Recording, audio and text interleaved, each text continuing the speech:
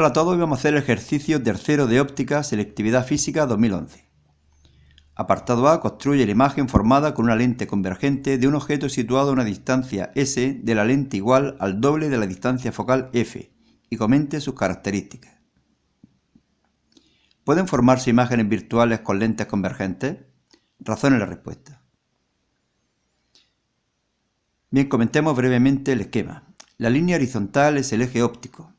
La doble flecha vertical es una representación de una lente convergente. Donde se cruzan es el centro óptico. F es el foco y F' el foco imagen. O es como representamos al objeto e I como representamos a la imagen. Para obtener dicha imagen vamos a trazar tres rayos. El primer rayo, denominado con un 1, parte horizontalmente, paralelamente al eje óptico y al llegar a la lente convergente se acerca al eje óptico pasando o cruzándolo por el punto F', es decir, por el foco imagen. El segundo rayo se dirige hacia el centro óptico y no se desvía. El tercer rayo pasa por el foco, llega a la lente convergente y a partir de ahí se mueve paralelamente al eje óptico. Si trazamos bien los rayos deben de cruzarse en un mismo punto, pero casi os recomendaría que lo hicierais solamente con dos rayos, puesto que con mucha frecuencia no se cruzan en un punto sino en una zona. Bien, pues donde se cruzan los tres rayos es donde se obtiene la imagen. Como veis, la imagen es del mismo tamaño que el objeto, es invertida y es real, puesto que se cruzan los rayos y no las prolongaciones.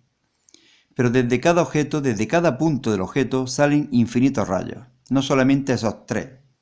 Yo he dibujado otro en color rojo para mostrarlo como ejemplo. Puede tomar cualquier dirección. Lo importante es que al llegar a la lente convergente, se desvía de tal modo que pasa también por el punto donde se cruzaban los tres rayos. Es decir, en ese punto no se cruzan solamente tres rayos, sino infinitos rayos. Veamos ahora el apartado B. Si el objeto se sitúa entre la lente y el foco, se va a obtener una imagen virtual como veremos más adelante. Expliquemos los rayos que trazamos. El primer rayo, como en el primer caso, como en el apartado A, sale paralelo al eje óptico, llega hasta la lente convergente y se cruza con el eje óptico por el punto F', es decir, por el foco imagen. El segundo rayo se dirige hacia el centro óptico y no se desvía. Como vemos, esos dos rayos no se acercan, sino que se alejan entre sí, y por lo tanto se cruzarán no ellos mismos, sino sus prolongaciones hacia atrás, como vemos con líneas de trazo. Donde se cruzan se obtiene la imagen, que como vemos es mayor, derecha y virtual, puesto que se cruzan las prolongaciones y no se cruzan los rayos.